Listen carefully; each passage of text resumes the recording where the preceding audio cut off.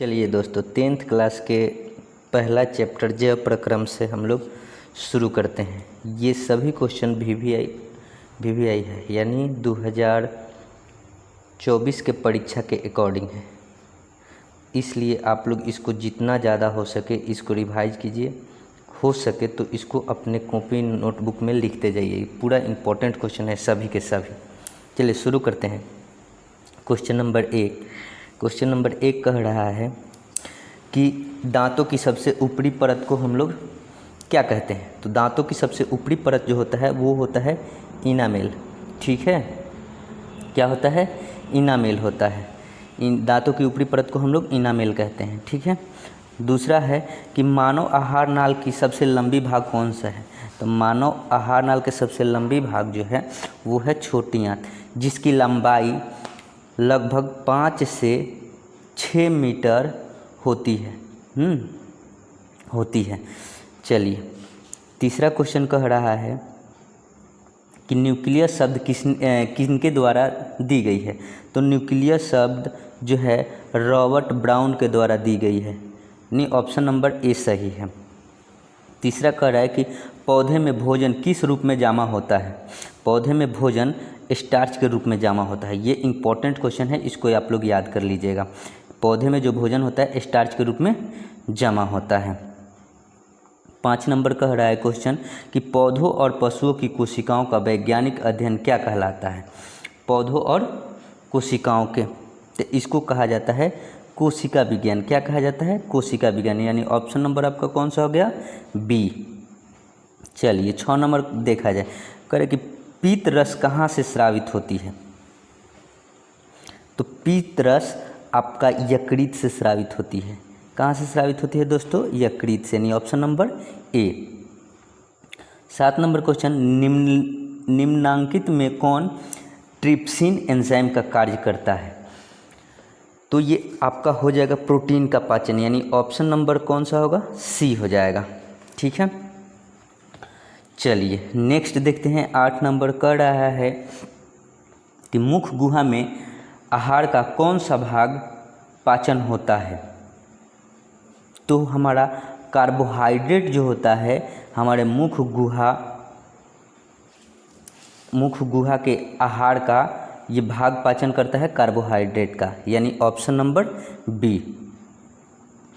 चलिए 9 नंबर, निम्न में स्वपोषी है, यानी कौन अपने आप भोजन बनाता है। तो हरे पेड़ पौधे अपने आप भोजन बनाते हैं, आप लोगों को पता है। ऑप्शन नंबर ए करेक्ट है। स्वपोषण के लिए आवश्यक है। स्वपोषण के लिए क्या क्या आवश्यक है भाई? तो देखिए, पर्णहरित तो होना जरूरी है, सबसे पहला चीज़। दूसरा, सूर्य का प्रकाश भी होना जरूरी है। और तीसरा, कार्बोहाइड्रेट होना जरूरी है। यानी कुल मिलाकर के आपका डी ऑप्शन सही है, इनमें से सभी। ठीक है। चलिए 11 नंबर क्वेश्चन देखा जाए। किसकी उपस्थिति के कारण पौधों का रंग हरा होता है। तो ये सबको मालूम है भाई, क्लोरोफिल के कारण, यानी ऑप्शन नंबर ए। ये तो सबको याद होना चाहिए। चलिए इंपॉर्टेंट भी है इसको।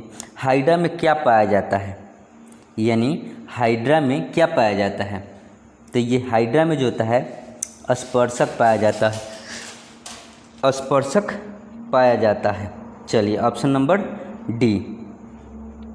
चलिए 13 नंबर देखा जाए। ग्लूकोज का रासायनिक सूत्र निम्न में से है। तो ग्लूकोज का रासायनिक सूत्र क्या है भाई? चलिए हम तो अभी इसको नहीं कराए हैं, लेकिन क्लास में इसको भी करा देंगे। तो ये ग्लूकोज का रासायनिक सूत्र है C6H12O6, यानी option number C is correct answer. चलिए 14 नंबर, अमीबा में अधिकांश पोषण कैसे होता है। तो अमीबा में अधिकांश भोजन जो होता है आपका अंतःग्रहण होता है। अंतःग्रहण का मतलब कि वो अपने कुटपादों के द्वारा क्या करता है? घेर लेता है। यानी अमीबा का कोई आकार नहीं होता है। ये आपका अमीबा हो गया। एक बीच में केंद्र होता है और उस बगल में क्या होता है? भोजन रसधानी होता है। तो इसमें एक यही क्वेश्चन नहीं पूछेगा, क्वेश्चन ये भी पूछ सकता है कि अमीबा अपना आकार बदलता है तो किसके मदद से बदलता है। तो कुटपाद के मदद से अमीबा अपना आकार बदलता है। ठीक है, चलिए नेक्स्ट क्वेश्चन 15 नंबर। प्रकाश संश्लेषण की क्रिया होती है, प्रकाश संश्लेषण की क्रिया किस में होती है? तो हरे पौधों में होती है, ऑप्शन नंबर सी। चलिए 16 नंबर, अमीबा अपना भोजन कैसे पकड़ता है? तो आपको अभी बताया था कि अमीबा अपना भोजन उत्पादों के द्वारा पकड़ता है, ऑप्शन नंबर सी हो जाएगा। चलिए नेक्स्ट 17 नंबर, कौन सा एंजाइम वसा पर क्रिया करता है? तो आपका कौन सा एंजाइम, तो ये कौन सा एंजाइम है? तो भाई लाइपेज है, ऑप्शन नंबर सी। कौन सा एंजाइम? लाइपेज। लाइपेज जो होता है वसा पर अभिक्रिया करता है। चलिए 18 नंबर क्वेश्चन, आयोडीन की कमी से कौन सा रोग होता है? तो आयोडीन की कमी से आपका घेंघा रोग होता है। कौन सा रोग होता है भाई? घेंघा रोग, ऑप्शन नंबर ए। चल भाई अब आगे देखा जाओ, कहता है कि कवक में पोषण की कौन सी विधि पाई जाती है? तो कवक में पोषण की कौन सी विधि पाई जाती है? ये तो अभी क्लास में हम शुरू नहीं किए हैं, लेकिन बायो जो भी क्लास में पढ़े होंगे 10th क्लास के, उनको पता होगा कि कवक जो होता है मृत जीवी पोषण पाई जाती है, यानी मरे हुए जीव जंतुओं से अपना भोजन को ग्रहण करता है। ठीक है, 20 नंबर क्वेश्चन चलिए देखा जाए। करे दांतों को साफ करने के लिए दंत मंजन प्रायः होता है, क्या होता है भाई? तो हमेशा क्या होता है? क्षारीय होता है। ठीक है, अब कोलगेट में कुछ चीनी बनाया जाता है, चीनी डाला जाता है, लेकिन वो होता कैसा है? क्षारीय होता है। चलिए नेक्स्ट क्वेश्चन देखा जाए, 21 नंबर। 21 नंबर क्वेश्चन कह रहा है कि निम्नलिखित में कौन सा एक उभयलिंगी जंतु है? उभयलिंगी जंतु का मतलब होता है कि नर और मादा दोनों एक ही में पाया जाए। तो ये आप लोग को दिख रहा है कि केंचुआ उभयलिंगी है, यानी नर और मादा दोनों में पाया जाता है, यानी ऑप्शन नंबर ए सही है। चलिए नेक्स्ट क्वेश्चन, सभी हरे पौधे होते हैं, यानी क्या होते हैं? सभी हरे पौधे तो दिख रहा है ऐसा ही ऑप्शन के हिसाब से कि 100 पोषी होती है, अपना भोजन खुद बनाता है, यानी option number A is right answer. अगला 23 नंबर कह रहा है कि मंड परीक्षण के लिए हरी पत्ती पर आयोडीन डालने से पहले पत्ती अल्कोहल में उबाला जाता है ना? अल्कोहल में उबाला जाता है, यानी मंड को घोलने के लिए भी उबाला जाता है, क्लोरोफिल को घोलने के लिए भी उबाला जाता है, पत्तियों को मुलायम करने के लिए भी उबाला जाता है, यानी करेक्ट आंसर होगा डी, इनमें सभी होगा। ठीक है, ये बहुत ही इंपॉर्टेंट क्वेश्चन है, ये परीक्षा में आ भी सकता है। ठीक है, इसलिए इसको याद कर लीजिए। कह रहा है कि स्लाइड को सर्वप्रथम कंपाउंड माइक्रोस्कोप से देखा जाता है, कितना बढ़ा करके, है ना? तो ये हो जाएगा आपका 10x पर, कितना पर? 10x, यानी ऑप्शन नंबर बी। कह रहा है कि एक वयस्क मनुष्य के कितने दांत होते हैं? तो ये तो सबको पता है कि एक वयस्क मतलब कि वयस्क किसको बोलते हैं? जो 18 साल के ऊपर होता है, तो उनमें 32 दांत होता है, ऑप्शन नंबर सी। चलिए कह रहे कि कुटपाद किस में पाया जाता है? तो अभी बताए थे कुटपाद किस में पाया जाता है? अमीबा में, option number C is right answer. Chlorophyll वर्णक का रंग है, क्लोरोफिल वर्णक का रंग कैसा होता है? हरा होता है। क्लोरोफिल के कारण पत्तियों का रंग कैसा दिखता है? हरा दिखता है। तो क्लोरोफिल का रंग कैसा होगा? हरा होगा। चलिए ग्वाइटर अथवा घेघा पतन है, घेघा पतन है यानी क्या है भाई? तो ये है आपका आयोडीन के कमी से पतन। पतन मतलब कि होना, किसके कारण से होता है? तो आयोडीन के कमी से, यानी ऑप्शन नंबर बी। 29 नंबर कह रहा है कि भोजन का पाचन किस प्रकार की अभिक्रिया है? भोजन का पाचन किस प्रकार की अभिक्रिया है भाई? तो ये उपचयन अभिक्रिया है, ऑप्शन नंबर सी। भोजन का पाचन किस प्रकार की अभिक्रिया है? तो उपचयन की अभिक्रिया है, ऑप्शन नंबर सी। 30 नंबर कह रहा है कि प्रकाश संश्लेषण क्रिया में ऑक्सीजन बाहर निकाला जाता है। प्रकाश संश्लेषण की क्रिया में ऑक्सीजन बाहर निकाला जाता है, किससे बाहर निकाला जाता है भाई? तो ये जल से निकाला जाता है, क्योंकि जल का जो रासायनिक सूत्र होता है क्या होता है? H2O, यानी ये हाइड्रोजन को क्या करता है कि ये ग्लूकोज बनाने में उपयोग कर लेता है और ऑक्सीजन को रिलीज कर देता है, जो कि मनुष्य द्वारा ग्रहण किया जाता है। मनुष्य द्वारा नहीं, जितने सारे जीव जंतु हैं सभी के द्वारा ऑक्सीजन को ग्रहण किया जाता है। चलिए 31 नंबर क्वेश्चन देखते हैं। मैग्नीशियम पाया जाता है, मैग्नीशियम किस में पाया जाता है भाई? तो क्लोरोफिल में मैग्नीशियम पाया जाता है। ऑप्शन नंबर ए, क्लोरोफिल में मैग्नीशियम पाया जाता है। चलिए नेक्स्ट 32 नंबर देखते हैं हम लोग क्वेश्चन। प्रकृति में ऑक्सीजन का संतुलन कैसे बना रहता है? तो प्रकाश संश्लेषण क्रिया के द्वारा, यानी ऑप्शन नंबर बी। जब तक प्रकाश संश्लेषण क्रिया नहीं होगा तो क्या होगा?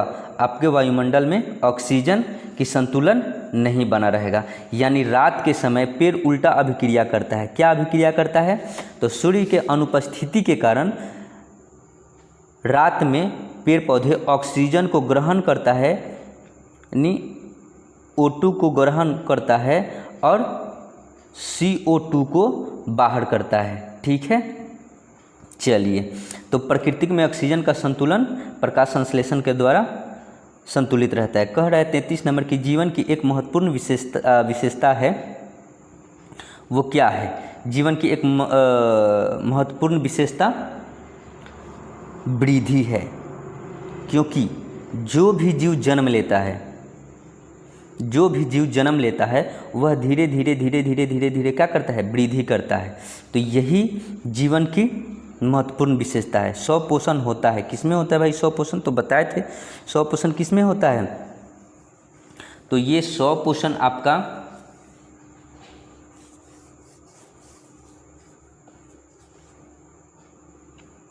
हरे पेड़ पौधों में भी होता है, ऑप्शन नंबर ए। और कुछ प्रोटिस्टा और प्रोकैरियोटिक, मतलब कुछ ऐसे सूक्ष्म जीव हैं जो कि अपना स्वपोषण करते हैं, यानी सी, यानी डी नंबर ऑप्शन होगा, ए और सी दोनों में। करें कि ग्राहनी भाग है, ग्राहनी भाग क्या है भाई?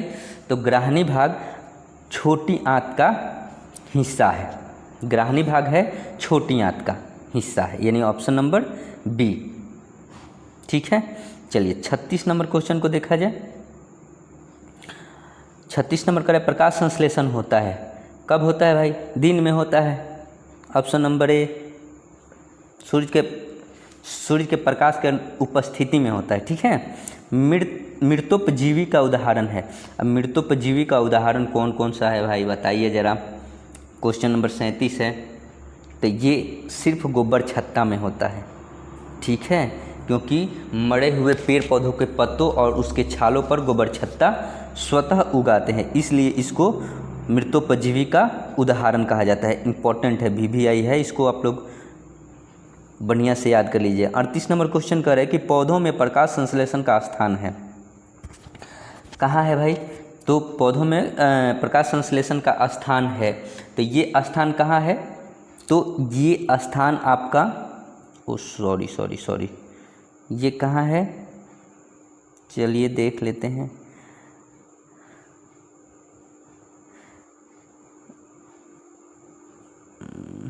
कहाँ है भाई? तो ये क्लोरोप्लास्ट में होता है। क्लोरोप्लास्ट कहाँ पाया जाता है? तो पत्तियों में पाया जाता है, यानी ऑप्शन नंबर आपका बी हो जाएगा right answer. Last 39 number question कह रहा है कि परसेसिका हिस्सा है, किसका हिस्सा है परसेसिका भाई? तो ये आहार नाल का हिस्सा है, ऑप्शन नंबर ए। चलिए आज 39 क्वेश्चन का हम लोग सेट लगाए और ये सभी 39 के 39 क्वेश्चन क्या है? इम्पोर्टेंट है, इसलिए आप लोग इस सभी क्वेश्चन को आप लोग याद कर जाएं, ज़रूरत पड़े तो इसको लिख लें और इसको देखते रहें। और अगर इस चैनल पर नए हैं तो इसको सब्सक्राइब करके लाइक करें, सब्सक्राइब पर क्लिक करें और अंगूठा के बटन पे लाइक करें अगर अच्छा है तो, अगर ख़राब है तो भी लाइक करें। और अपने रिलेशन में जो भी 10th क्लास में हैं उनके पास इसका लिंक शेयर करें और अपने दोस्तों में भी शेयर करें। जय हिंद।